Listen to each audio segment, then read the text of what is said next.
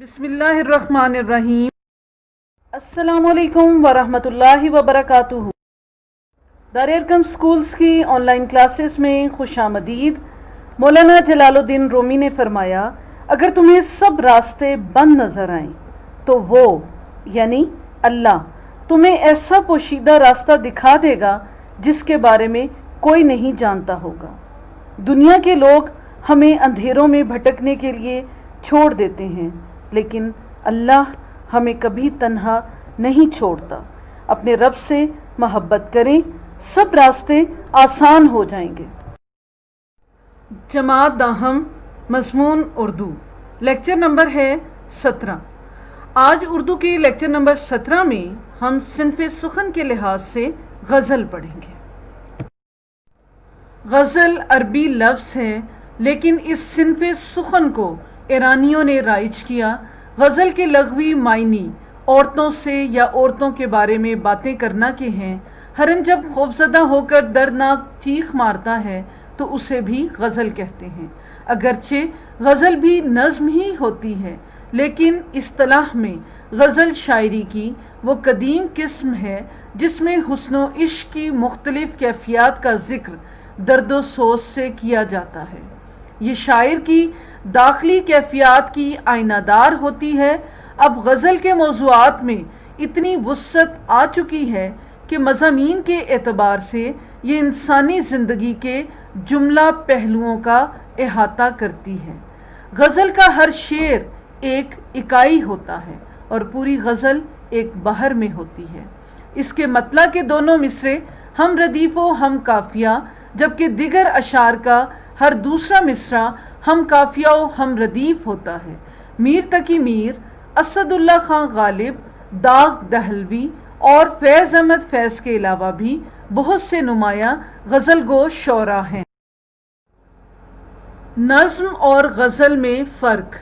غزل بنیادی طور پر تو نظم ہی ہے، البتہ معروف معنوں میں نظم کے اشعار مرکزی خیال کے مطابق ایک ترتیب میں ہوتے ہیں، جبکہ غزل کا ہر شعر الگ اکائی ہوتا ہے۔ غزل کے ہر شعر کا الگ مفہوم ہو سکتا ہے۔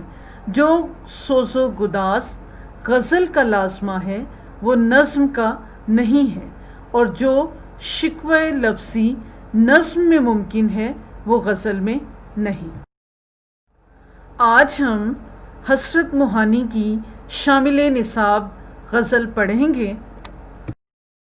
شاعر حسرت موہانی رئیس المتغزلین کہلائے، قادر الکلام شاعر تھے اور اس کے ساتھ ساتھ بے باک سیاسی رہنما بھی تھے۔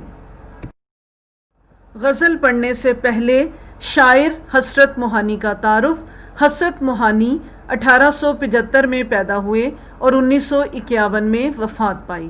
حسرت موہانی کا اصل نام سید فضل الحسن اور حسرت تخلص تھا۔ آپ یوپی کے قصبے موہان میں پیدا ہوئے اور اسی نسبت سے موہانی کہلائے۔ ایم اے او کالج علی گڑھ سے بی اے کیا۔ کچھ عرصہ ادبی رسالہ اردو معلیٰ نکالتے رہے، پھر ان کی باغیانہ تحریروں کی وجہ سے انگریز حکومت نے یہ رسالہ بند کر دیا۔ حسرت موہانی تحریک پاکستان کے اہم رہنما تھے اور برطانوی سامراج کی مخالفت کی وجہ سے انہیں طویل عرصے تک قید و بند کی صعوبتیں برداشت کرنی پڑی۔ برطانوی سامراج کہتے ہیں شہنشاہی نظام حکومت کو، قید و بند کی صعوبتیں یعنی قید کی مشکلیں برداشت کرنی پڑی۔ اس زمانے میں قید بامشقت انتہائی سخت اور تکلیف دہ ہوتی تھی۔ روزانہ 1 من گیہوں دستی چکی پر پیسنا پڑتا تھا۔ حسرت موہانی کا یہ شعر اسی زمانے کی یادگار ہے مشق سخن جاری، چکی کی مشقت بھی، ایک طرفہ تماشا ہے حسرت کی طبیعت بھی۔ مشق سخن کا مطلب ہے یعنی شاعری کی جو مشق ہے وہ بھی جاری ہے، ایک طرفہ یعنی ایک عجیب تماشا ہے۔ 1946 میں وہ مسلم لیگ کے ٹکٹ پر مجلس قانون ساز کے رکن منتخب ہوئے۔ قیام پاکستان کے بعد بھی وہ بھارت ہی میں مقیم رہے اور بھارتی پارلیمنٹ میں ہمیشہ کلمہ حق بلند کرتے رہے۔ حسرت موہانی بنیادی طور پر غزل کے شاعر ہیں۔ عشق و عاشقی کے جذبات ان کی غزل میں بہت نمایاں ہیں اور اس کا بنیادی عنصر تغزل ہے۔ تغزل کا مطلب ہے شعروں میں عشقیہ مضامین کو بیان کرنا، اس لیے انہیں رئیس المتغزلین کا لقب دیا گیا۔ حسرت اعلیٰ پائے کی غزل گو ہونے کے ساتھ ساتھ انتقاد ادبیات میں بھی دسترس رکھتے تھے، یعنی تبصرہ کرنا، تنقید کرنا، اس میں بھی انہیں مہارت حاصل تھی۔ وہ زبان و بیان کی باریکیوں سے بخوبی واقف تھے۔ انہوں نے دیوان غالب کی شرح بھی لکھی ہے۔ ان کی تصانیف میں نکات سخن، انتخاب سخن، مشاہدات زندہ، کلیات حسرت موہانی اور انتخاب اردو معلی شامل ہیں۔ غزل: مصیبت بھی راحت فضا ہو گئی ہے، تیری آرزو رہنما ہو گئی ہے، یہ وہ راستہ ہے دیار وفا کا جہاں باد سرسر صبا ہو گئی ہے، میں درماندہ اس بارگاہ عطا کا گنہگار ہوں، ایک خطا ہو گئی ہے، تیرے رتبہ دانے محبت کی حالت تیرے شوق میں کیا سے کیا ہو گئی ہے، پہنچ جائیں گے انتہا کو بھی حسرت جب اس راہ کی ابتدا ہو گئی ہے۔ غزل کا پہلا شعر اگر ہم ردیف و ہم قافیہ ہو تو اسے ہم مطلع کہتے ہیں، اور آخری شعر میں اگر شاعر اپنا تخلص یا اپنا نام استعمال کرے تو اسے ہم مقطع کہتے ہیں۔ مطلع کا مطلب ہوتا ہے طلوع ہونے کی جگہ اور مقطع کا مطلب ہوتا ہے کاٹنا، لیکن یہاں پر پہلا شعر ہم ردیف و ہم قافیہ ہوگا تو اسے ہم مطلع کہیں گے، جیسے اس غزل کا پہلا شعر جو ہے وہ ہم ردیف و ہم قافیہ ہے، اس لیے یہ غزل کا مطلع ہے، اور آخری شعر میں چونکہ شاعر نے اپنا تخلص استعمال کیا ہے تو وہ مقطع کہلاتا ہے۔ اگر پہلا شعر ہم ردیف و ہم قافیہ نہ ہو تو اسے ہم غزل کا پہلا شعر کہتے ہیں، اور آخری شعر میں شاعر اپنا نام استعمال نہ کرے تو پھر اسے ہم مقطع نہیں کہتے، غزل کا آخری شعر کہتے ہیں۔ آج ہم اس غزل کے شعر نمبر 1، 2 اور 3 کی تشریح پڑھیں گے۔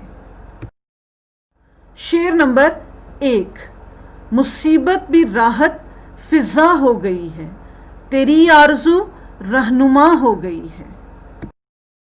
مشکل الفاظ کے معنی: مصیبت مشکل، دکھ، تکلیف، رہنما رہبر، قائد، آرزو دل میں پیدا ہونے والی تمنا، راحت فضا خوشی کو بڑھانے والی۔ مفہوم: جب دل عشق حقیقی سے سرشار ہو تو ہر تکلیف راحت میں بدل جاتی ہے۔ دل میں چاہت کا پیدا ہونا ہر عاشق کے لیے رہنمائی ثابت ہوتا ہے۔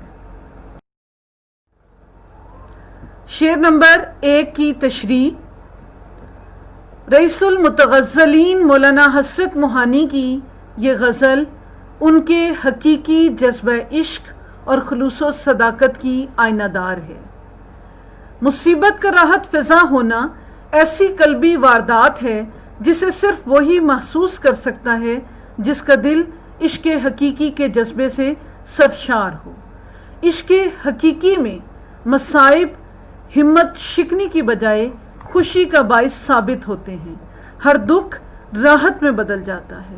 ایسا انسان مصیبتوں، تکلیفوں اور پریشانیوں کو برداشت کرتا ہے اور تنہائی میں اپنے محبوب حقیقی سے ملنے کی خواہش کرتا ہے، کیونکہ یہ محبت زندگی کے معاملات میں رہنمائی کا کردار ادا کرتی ہے۔ اسے اس کے سجدے میں وہ ملتا ہے جو وہ پہلے کھو چکا ہوتا ہے۔ اس محبت میں انسان غمگین نہیں ہوتا، دکھ اس کے لیے راحت کا باعث بن جاتے ہیں، کیونکہ کہا جاتا ہے کہ 2 طرح کی محبت انسان کو غمگین نہیں کرتی: اللہ تعالیٰ سے محبت اور اللہ تعالیٰ کے لیے کسی سے کی گئی محبت۔ اللہ سے محبت رکھنے والے کو تنہائی محبوب ہوتی ہے اور وہ دنیا کی پرواہ نہیں کرتا۔ عشق سچا ہو تو عاشق مصیبتوں سے نہیں گھبراتا۔ طبیعت ہی درد آشنا ہو گئی، دوا کا نہ کرنا دوا ہو گیا۔ عاشق کے لیے ہر مشکل آسان ہو جاتی ہے، عشق اسے جینا سکھا دیتا ہے، دنیا کی تکلیفوں اور مصیبتوں سے وہ آزاد ہو جاتا ہے۔ دلوں کو فکر دو عالم سے کر دیا آزاد، تیرے جنوں کا خدا سلسلہ دراز کرے۔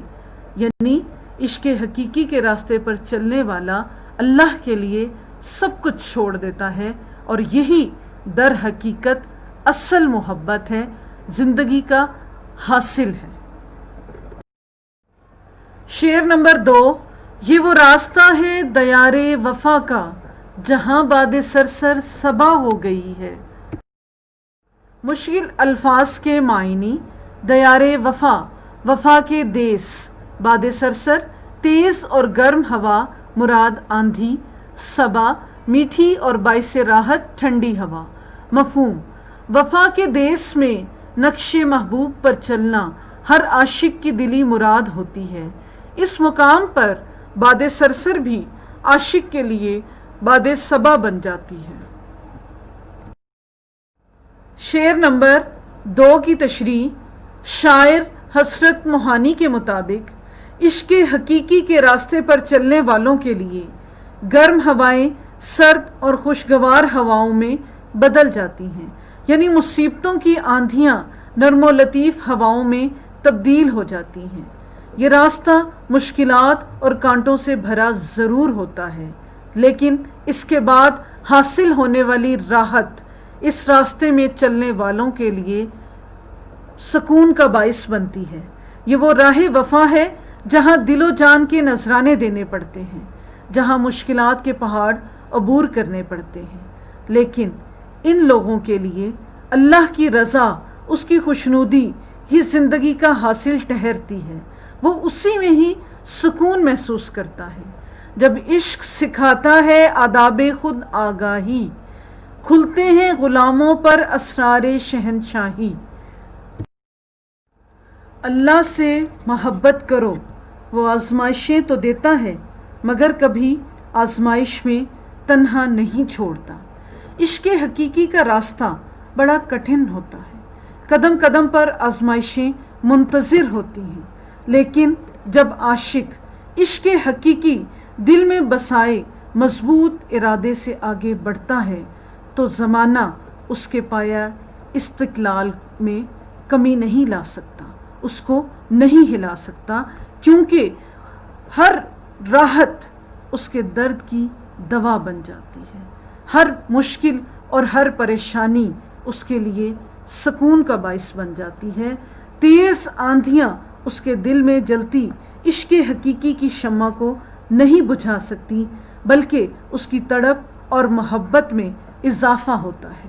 وہ اپنے رب سے ملاقات کا متمنی ہوتا ہے۔ میں محبت میں اس مقام پر ہوں جہاں میری ذات میں رہتی ہے تیری ذات مسلسل۔ شعر نمبر 3، میں درماندہ اس بارگاہ عطا کا، گنہگار ہوں ایک خطا ہو گئی ہے۔ مشکل الفاظ کے معنی: درماندہ، ٹھکرایا ہوا، مصیبت زدہ، خطا ہونا، غلطی ہو جانا۔ بارگاہ عطا کا، اللہ تعالیٰ کی بارگاہ جو حقیقی عطا کرنے والی ہے۔ گنہگار، غلطی کرنے والا، اللہ کی حدود توڑنے والا۔ مفہوم: میں ایک مصیبت زدہ اور ٹھکرایا ہوا انسان ہوں، مجھے جو کچھ بھی ملا ہے اسی کی بارگاہ سے ملا ہے، میں گناہ گار ہوں، مجھ سے خطا ہو گئی ہے۔ شعر نمبر 3 کی تشریح: شاعر اپنے گناہوں کا اعتراف کرتا ہے اور اپنے رب سے معافی کا طلبگار ہے۔ وہ درماندہ بارگاہ عطا ہے اور وہ کہتا ہے، اے اللہ، مجھ سے خطا ہو گئی ہے، میں معافی چاہتا ہوں۔ سراپا معصیت میں ہوں، سراپا مغفرت وہ ہے۔ خطا کوشی روش میری، خطا پوشی ہے کام اس کا۔ اللہ نے انسان کو تخلیق فرمایا اور خلت سرفرازی سے نوازا، اس کے تصرف میں تمام کائنات کی ہر نعمت کو دے دیا گیا۔ حضرت آدم اور اماں حوا کو تخلیق کیا گیا، لیکن جب انہوں نے شیطان کے بہکاوے میں آ کر اللہ کی حکم عدولی کرتے ہوئے پھل چکھ لیا تو اس جرم کی پاداش میں انہیں خلت فاخرہ سے محروم کر کے جنت بدر کر دیا گیا۔ مگر پھر رب العالمین نے اپنے بندے کو خود دعا سکھائی اور اس کی خطا نہ صرف معاف کر دی بلکہ اسے جزا میں بدل دیا، کیونکہ انسان میں معصیت کا ہونا اس بات کی دلیل ہے کہ اللہ تعالیٰ کی ذات میں مغفرت کی شان موجود ہے۔ ناز کیوں کر ہو گناہوں پر نہ مجھ کو اے کریم، پیار کرتی ہے تیری رحمت میری تقصیر کو۔ اللہ نے اپنے بندوں کے لیے توبہ کے دروازے کھول رکھے ہیں۔ جب انسان خلوص نیت سے اپنے گناہوں پر نادم ہو کر اپنے رب سے معافی مانگتا ہے تو اللہ تعالیٰ نہ صرف اپنے بندوں کو معاف کر دیتا ہے بلکہ انہیں ردائے رحمت میں ڈھانپ لیتا ہے۔